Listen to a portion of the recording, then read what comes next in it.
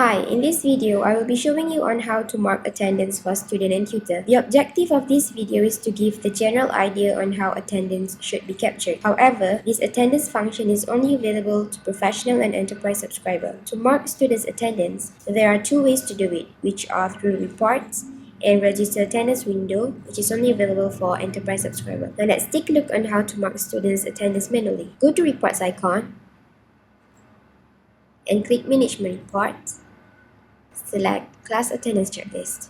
You will be directed to another page, and after that, filter by period and the class code to search for the class and click generate. And a list of active students from that particular class will appear. Tick the checkbox for the day when the student comes for the class, and if he or she is absent, then leave the checkbox blank. For absentee, you may insert the reason of absence by clicking on the remark button here. So insert the remarks in this input field and click OK. So this one I have preset earlier, and after you make the changes, click Save Attendance. And to view the attendance in PDF format, click Preview. So this is a sample of attendance checklist. Now let's see on how students' attendance is captured automatically. Let's go to transaction icon and then click register attendance. As you can see over here, there are two input fields. The ID card input field is for employees' attendance, in which you may insert the ID card number to get the attendance mark, but this will be shown later. Student name drop-down menu is where you're going to click the student's name to mark the attendance. So I'm going to select a student. I'm going to select or click in because the student just comes in for the class. So once I select the name and I click Save Attendance button, the student name will appear in a box with the class that he or she is going to attend. So I'm going to click Save Attendance. You can see that this student, Amy, will be going to English for Primary 2 class in cabin room, and she has an outstanding payment of 50 ringgit. So if this student would like to pay, then I'm going to click this pay hyperlink and I'll be directed to payment page. So to learn on how to make payment, please watch tutorial 5 video. So for your information, you may configure the settings for the attendance at general settings. So let's take a look at master data. Go to primary master data and click general setting. So right here, there's attendance registration clock method drop-down menu. So attendance can be captured by all, which means once you tap the student's name, then the student is considered present to all class he or she has on that particular day. And attendance can also be captured by class, in which you have to get the attendance each time they get into different classes. Now, if you selected all as your attendance registration method, then you need to insert the attendance registration buffer clock in time, which means system will capture the student's attendance by the minute inserted here.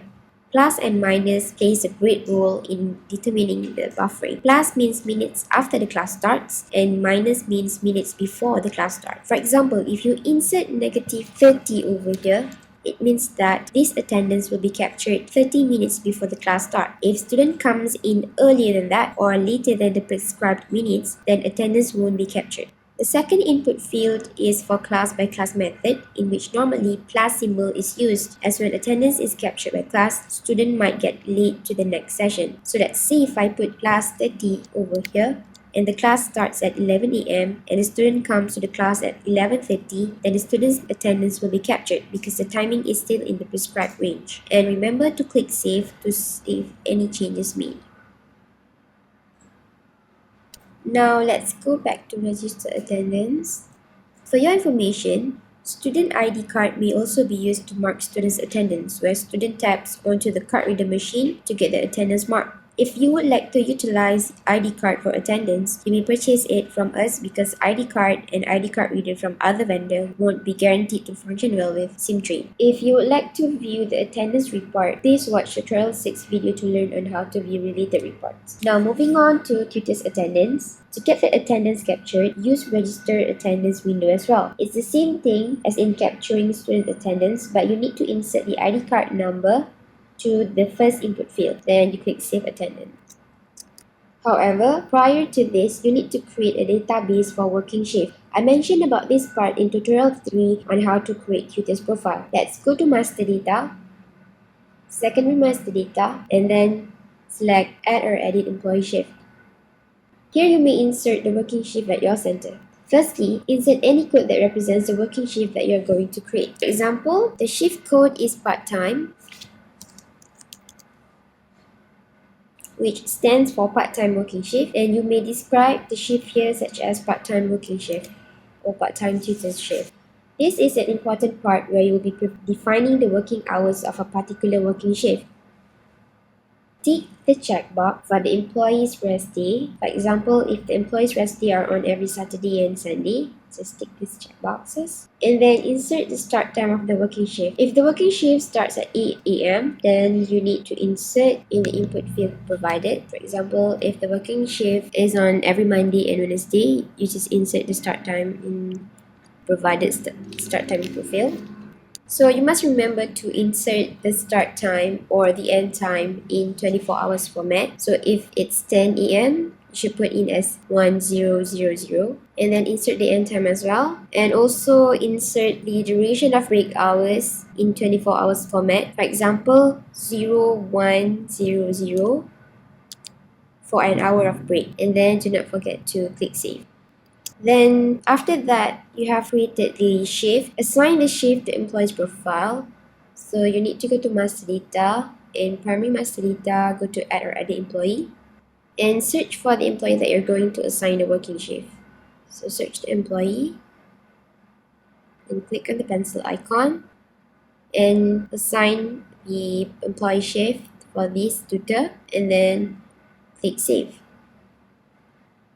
Then to mark tutor's attendance, you need to go back to register attendance.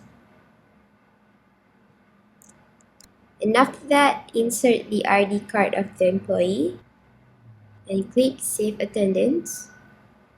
So here's what it should look like. So this tutor named is Mariam is going to have a class which is English for Primary 2 in the cabin. And after that, to monitor in and out timing of your tutor, you may view the employee attendance to do so. But before that, I would like to inform you that this right here, the drop down menu, is the date which you may adjust it and also the time.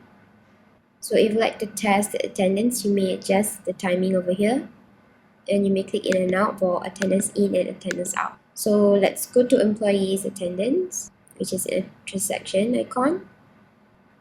So let's search for the employee. So as you can see, just now Mariam has punched in for the class that she's going to teach. And you will see a column consists of hours as shown here. So based on the attendance captured at register attendance window, it will be displayed over here. And also for administrative purpose, you can manually adjust attendance. So you just click on the hour and you can manually adjust, right, just like this. And you may also do the same thing for attendance out. And that is all for attendance, and thanks for watching.